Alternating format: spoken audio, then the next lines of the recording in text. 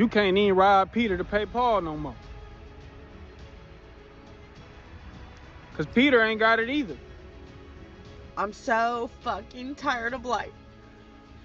I can't afford.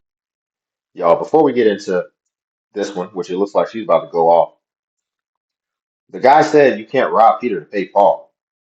See, these generational curses that have been passed down from what we've observed from our families, as far as how we're moving out here in the world, we're trying to rob Peter to pay Paul. So what he's saying is basically, I'm staying behind on my bills, basically.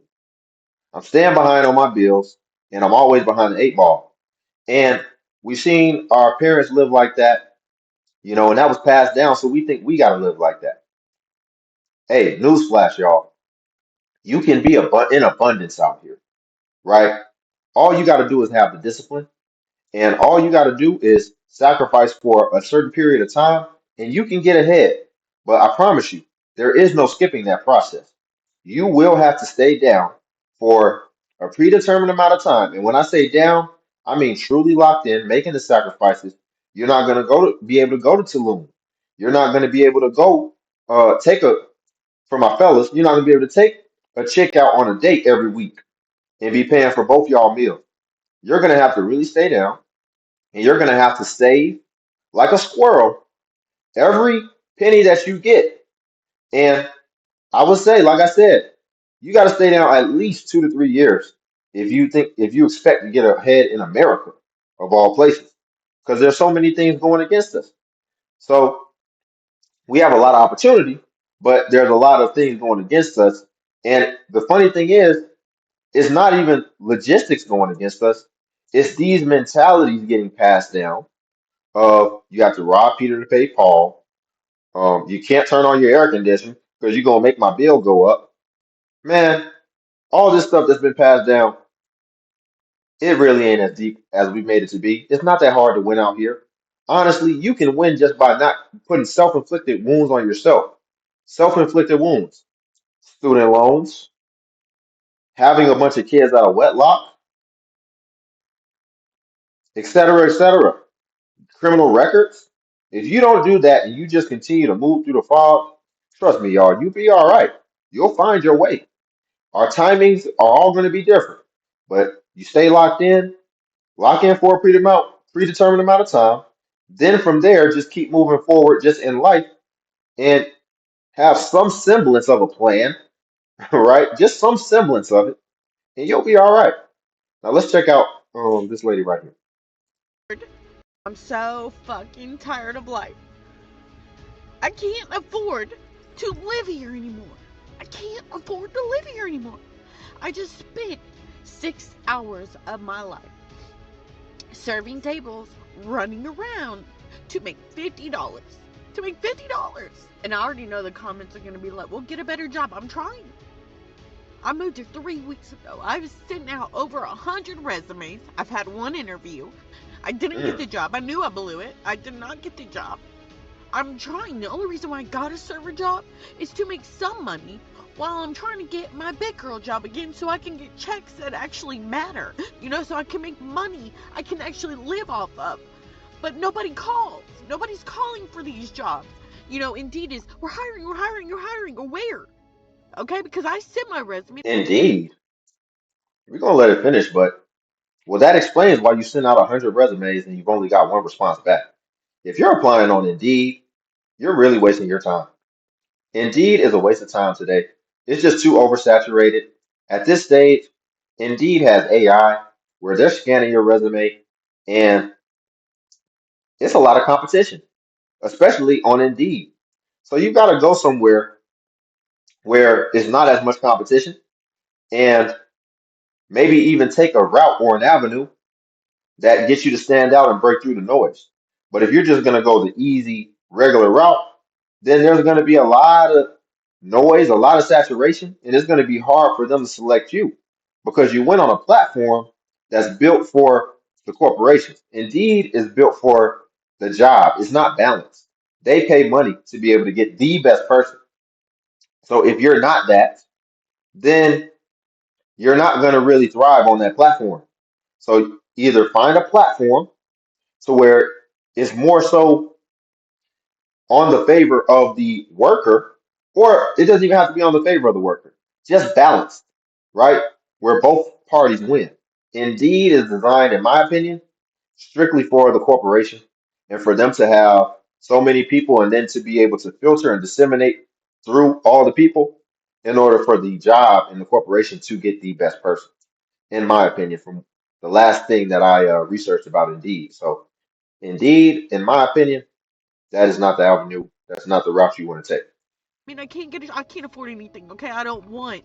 I live with my son and his roommates right now, and I'm very thankful for that. But I need my own place, and I can't afford it. I can't afford anything. I cannot afford to live here anymore, and I can't take my own life. You know, so like, what am I supposed to do? Now, I don't know if it's just me, but every single person I know. Did y'all hear that? I stopped listening after I heard something that really flagged my attention. Thankful for that, but I need my own place. My son and his roommates right now, and I'm very thankful for that. Mama lives with her son and his roommates. She didn't even say his friends. She said his roommates. Most most likely male roommates. It's rare for a guy to have female roommates. So what does it tell us? She's already emotional right now. She's already a little bit unstable because, you know, she's not getting the results that she desires. Speaking of desire, when you're going through a lot of pain, when you're going through a lot of frustration, struggle, it's natural as a human being to want to escape the pain and seek pleasure. So now if we bring this back full circle to the roommates, she's with his roommates, not his friends. She didn't say friends. So they may not have any loyalty or expectation of loyalty to her son. So you're living with your son's roommates. And let's just address the elephant in the room. Let's just be honest. We're going to be honest on my channel. Mama's not too bad on the eyes, right? She's for a mom, she still has it together. She's still put together pretty nice. And her son has roommates and she's living with them. So, son, I'm speaking to you, son.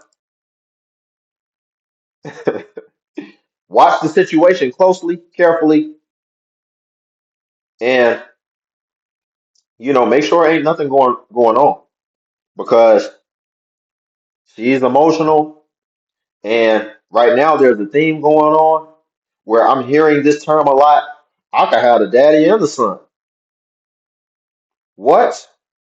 There's a lot of, I don't call the young brothers YNs, but just because I know the audience, that's going to catch their ears. You know, right now it's cool to date younger guys for women, and it's actually being glorified. And instead of being admonished, it's actually being celebrated in mass to date younger dudes. So you have to watch that situation. But at the same time, the son had to, he had to make sure his mom was going to be okay. So I can understand that you can't just have your mom on the streets or whatever. But maybe he should just him and his mom get their own place, and they could just get a smaller place most likely. Let's watch one more. I don't know if everybody is paying attention, but times are getting really hard. Um, I've had a lot of friends that that had good jobs for years, being laid off. I've had people hit me up and asking they use me as recommendations and referrals and seeing if I could put them on things. And I'm just paying attention to the climate out here, and it's getting pretty rocky. I've also had numerous friends tell me how hard it is to get a job right now. It's a lot of interviews. People are going through the interview process and going to two, three, 4 rounds of interviewing and still not getting called back. I know people that's putting in 30, 40 applications a day, and they've been doing that for over 30 days, still not getting anything substantial called back. So I'm like, I don't know if everybody is aware of how bad things are and how bad things are going to get. We're also like on the verge of going to war. There's countries in war right now, and I think because of Yeah. I don't want to touch on the war aspect, but how bad things are going to get. That's what he left off with. That's what I think is really important to understand. On the government level, that was a great equalizer. It was a lot of people with government jobs that really didn't have to do much. That is like really, what are you even there for? It's just free money, and that was a way to kind of equal things out, and it really helped the entire ecosystem because corporations are already trying to find ways to automate and find ways to where they don't need an actual person and they can use either technology, automation, AI in order to replace certain aspects of certain fields already. So then when you get rid of the government side, so you have all these people who don't have a job, and on top of that, corporations are already trying to find ways where I went to the gas station and there was a robot mopping the floor. So that's a job of a janitor that now they replaced with a robot. And long term, that's going to save them a lot of money.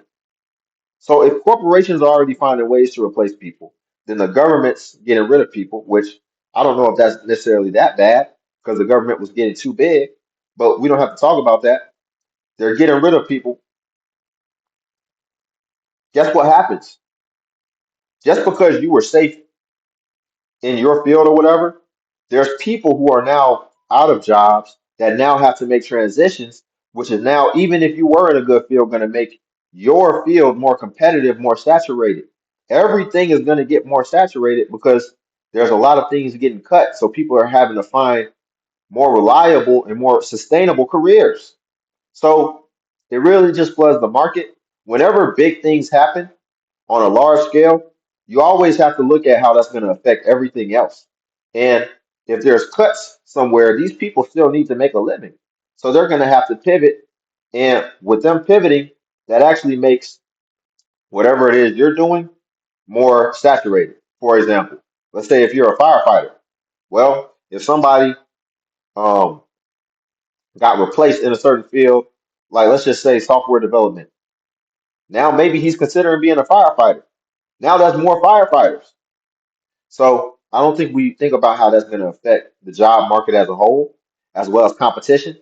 But ultimately, if corporations have the option to look at how technology can actually save them money, as well as they're getting more people who are willing to come do the job, which then gives them more leverage with the people they already have, meaning you can't just say, I'm going to quit, you need me, because they can just go get somebody else that's trying to break in and take your position. All in all, is more so on the side of the employer as opposed to the employee. And I think that's really the shift that's happening right now.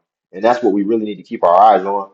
But we'll leave it there. Video going a little long. Y'all like the video. Also subscribe if you want to join Limitless Legion. Cash App link below if you want to tip the channel. Buy your boy Ice Coffee. And also feel free to join the Patreon as well, where I do post exclusive self-improvement content that's not on YouTube.